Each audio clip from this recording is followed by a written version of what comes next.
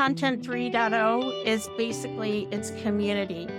And content is a way to basically establish and set up and provide a platform for community. When you talk about community, let's talk about what that means a little bit. It's about sort of building authentic relationships and having discussions on very authentic and trustworthy sources, and ability to have that engagement in a way that you feel comfortable with. I'd go as far to say safe. Where it came from is, I think when you have a community or you have like sort of a podcast or any kind of conference, obviously you have to sort of filter what you say. When we call safe, I mean, you just can't sort of say it the way it is. I mean, people can interpret things in different ways. If you sort of take that to another level, if you're having, for example, a mentoring relationship, you can sort of expose yourself and be sort of telling the truth in ways that you may not be able to do publicly. And we sort of had an example of a situation where you brought up like marketing. It's a very challenging role. If I were to out there and I'd say marketing's the best thing, and I truly believe, but there's some challenges. One is short tenure, one is sort of the relationships that you have with sales and some of the other, people who sort of have a frictionful relationship with marketing. And if I were in a kind of a conference situation, I would talk about that entirely differently than in a mentoring conversation, and say, look, the reality is this, and here's how you're going to have to handle this. That sort of disparity between kind of representations of what's the actual truth sort of talks about like this whole idea of that community wall, and if you're in it or versus out of it.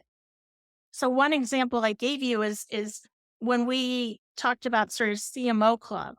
One of the reasons why it was kind of even established, it's called Club CMO now, was that all these vendors would come up with conferences and things like that. The CMOs would come, and there was no way to have kind of a peer-to-peer honest conversation.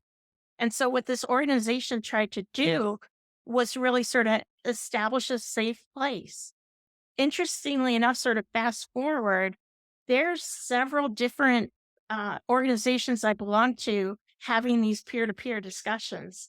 Some of them are actually run by vendors, and they say no recording, like cameras off. They understand the distinction between this lack of community, sort of open to everyone versus open to a safe peer set. With Gartner, you would have a discussion, and there's lots of content that is it's walled, but yet it's still sort of public.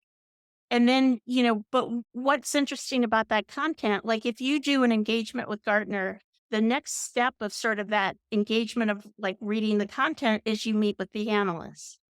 And that's where the community kind of comes in. And the brilliance of sort of that model is that it's a different level discussion. So in that scenario, the research report was almost a teaser for sort of the actually real engagement and very satisfying discussion that you would have one to one with that analyst. And so again, it's almost like Gartner as a community, but Gartner as a community of higher and higher value. The content is one thing, but it's really way in the door. It's really sort of that second level and sort of enrichment that goes on that you provide that provides you the most benefit. Community is the new content.